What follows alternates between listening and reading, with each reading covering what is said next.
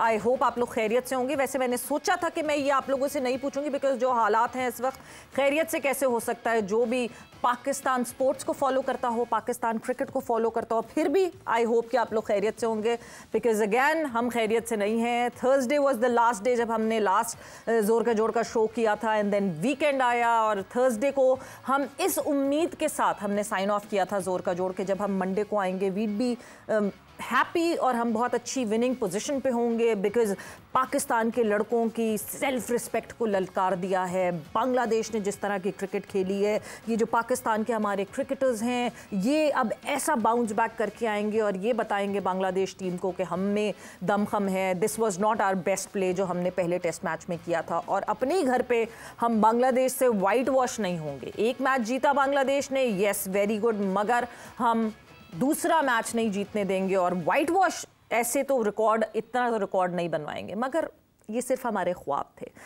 Friday को शुरू होना था ये test match, Friday rain affected हुआ जी, ठीक है जी, डे 2 डे 1 बन गया, डे 2 जब आया शुरुआत हुई, शुरुआत में थोड़ा सा स्पार्क दिखा कहीं अब्दुल्ला शफीक तो खैर एक वॉकिंग विकेट हो गए, क्या कर रहे हैं अब्दुल्ला शफीक, क्या हो गया अचानक से, एक लड़का आता है, प्रॉमिसिंग प्रॉस्पेक्ट लगता है, तारीफ़ें करते हैं सब, मिसबाह उल हक उनको लेकर आते हैं, मगर ये सोचे बगैर कि वो कोई भी डोमेस्टिक का एक्सपीरियंस अपने साथ लेकर नहीं आ रहे थे और कहीं ना कहीं लॉन्गर टर्म में उन्होंने एक्सपोज होना था। खैर अब्दुल्ला शफीक एक वॉकिंग विकेट बन के आउट होते हैं। साइम अयूब और शान मसूद एक मोमेंटम सेट करते हैं और ऐसा सेट करते हैं कि वहाँ दिखता है अच्छा शुक्र इन लड़कों को कुछ थोड़ा सा ख्याल आया, हमने उसी तरह अग्रेशन से खेलना है। एक मोमेंटम सेट करते हैं दोनों, शान मसूद और साइम अयूब एक बहुत अच्छी पार्टनरशिप लगाते हैं, एंड इवेंचुअली जैसे ही शान मसूद आउट होते हैं Babar Azam joins Saim Ayub and the pressure starts picking up.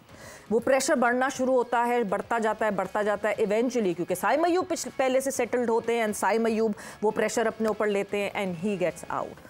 Babar के बाद सऊद शकील के बाद मोहम्मद रिजवान। माइंड यू ये हमारे मिडिल ऑर्डर की बैकबोन है, जो बैकबोन बिल्कुल ही क्रम्बल कर जाती है। ये वो स्पाइन है हमारे मिडिल ऑर्डर की जो स्पाइन कुछ नहीं कर रही। सऊद शकील ने तो फिर डिलीवर किया, हम बाबर आजम, मोहम्मद रिजवान ने भी पैचेस में डिलीवर किया और अच्छे तरीके से डिलीवर किया, मगर Babar Azam who is set to be the pillar of the batting of Pakistan team, that pillar is shaking, and since last 15 innings he has not been producing any runs. क्यों ये बैट पैच है, कैसे ये bat patch है, कैसे वो उससे निकलेंगे, ये तो आगे इस पे बात करेंगे। एंड इवेंचुअली जो सारा मोमेंटम सेट किया था साइम ने और शान मसूद ने, वो सारे मोमेंटम को यूं पैक करके साइड पे रखा, वो रन रेट को साइड पे रखा एंड पूरा मोमेंटम ऑफ हो जाता है। Then comes in Salman Ali Agha, and Salman Ali Agha एक प्रॉमिसिंग इंडिविजुअल बन के थोड़ा सा तेज़ खेलना शुरू करते हैं एंड फिर कहीं ऐसा लगता है कि हाँ जी पाकिस्तान टीम थोड़ी सी स्टेबल हुई है, but no not that much. 274 score करता है पाकिस्तान एंड बारी आ जाती है जनाब बांग्लादेश की। जिस तरह बांग्लादेश शुरुआत करता है, शुरुआत में लगता है yes we are totally poised और हम इनको खेलने नहीं देंगे, हम इनको हिलने नहीं देंगे। 26 for 5 हो जाता है बांग्लादेश एंड देन उसके बाद थोड़ी देर बाद ही 26 for 6 हो जाता है। हम कहते हैं यस ये हमारे लड़के, हमारे बैटर्स ने चले थोड़ा सा मोमेंटम ऊपर नीचे किया, बॉलर्स हमारे करके दिखाएंगे कमाल। एंड 26 for 6 से लेके 193, 191, 191 for 7 होता है। एक पार्टनरशिप लगती है, record breaking partnership of Mehdi Miraj and जिस तरह ज़बरदस्त परफॉर्मेंस आती है लिटन दास की, द क्रैम्पिंग लिटन दास, और वो क्रैम्पिंग लिटन दास जो हैं वो पाकिस्तान के बॉलर्स को क्रैम्प आउट कर देते हैं 26 for 6 से लेके, और जिस तरह 191 for 7 होता है।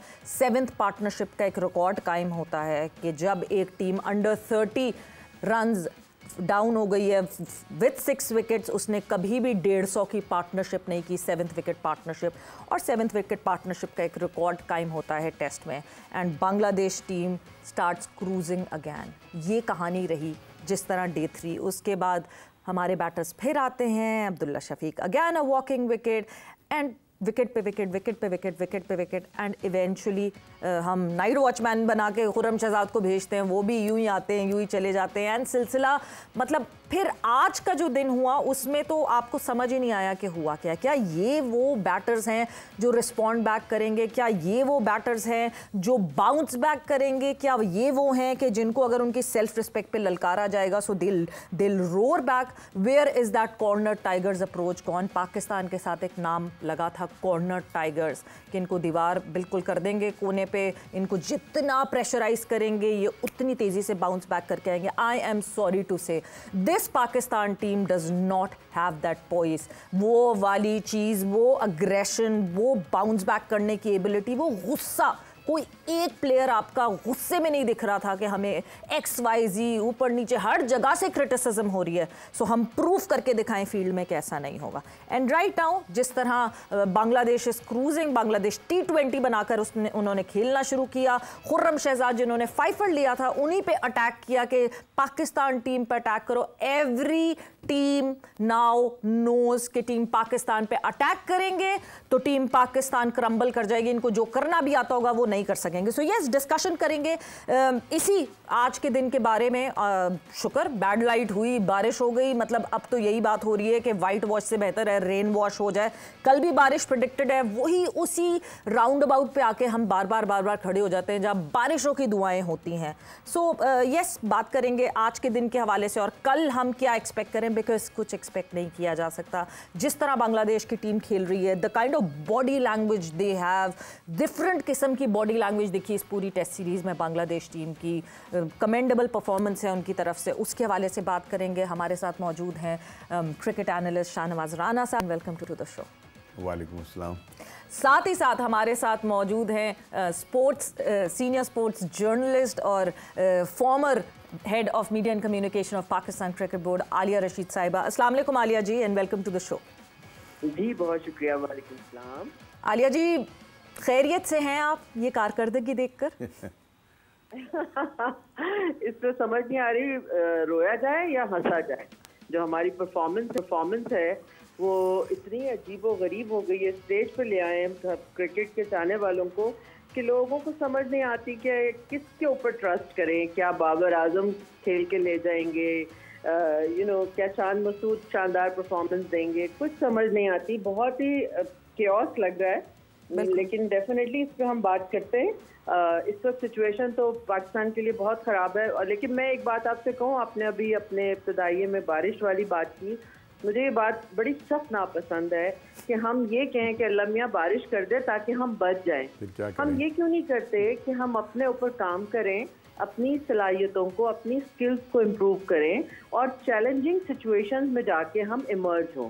होना तो ये चाहिए ना, हर दफ़ा हम सिर्फ सजदे में जाके और अल्लाह से कुदरत का निज़ाम जो है उसके आगे खड़े होके तो नहीं हमें ऐसे करना चाहिए ना। सिस्टमैटिकली आपको गेम खेलना होता है, मगर अभी तक तो समझ में नहीं आ रही कि कोई गेम प्लान है, कोई स्ट्रेटजी है या कोई प्लान बी है और उसकी इम्प्लीमेंटेशन क्या है, उसकी एग्जीक्यूशन क्या है।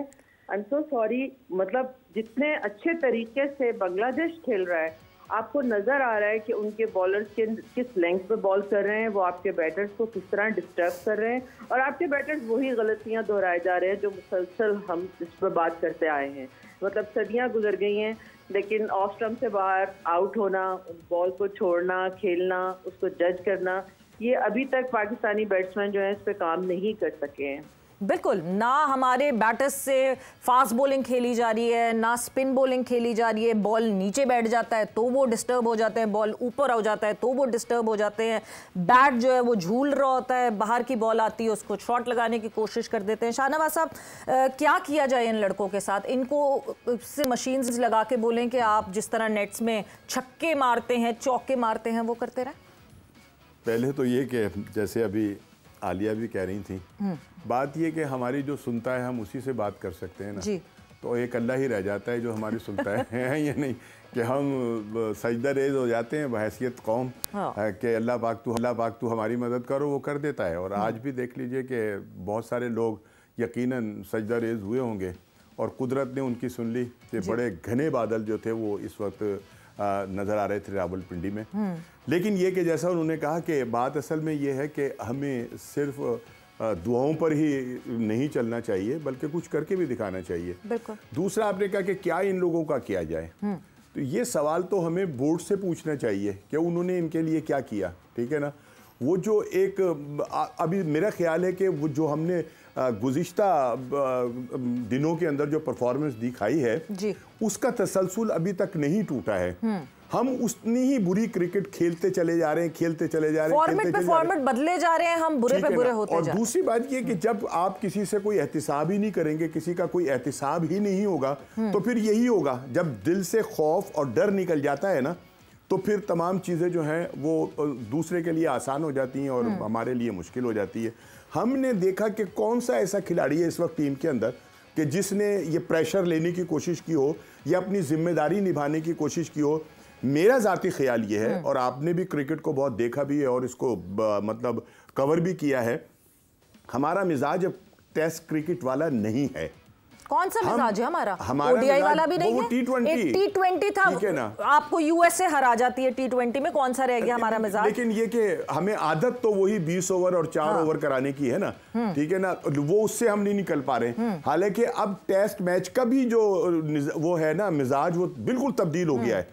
यानी अब आप टेस्ट मैच में भी देखते हैं कि टीमें जो हैं वो 4.5 पौने 5 की एवरेज से स्कोर कर रही होती हैं, ठीक है ना। उसको एक इंटरेस्टिंग बनाया होता है, लोग देख रहे होते हैं। तो हमारे यहाँ तो अभी भी वही मतलब वो है कि पता नहीं टेस्ट मैच को कोई हवा समझा हुआ है या कोई एक खौफनाक बला है कि शाहनवाज साहब ऐसी कारकर्दगी होगी तो हवा ही समझा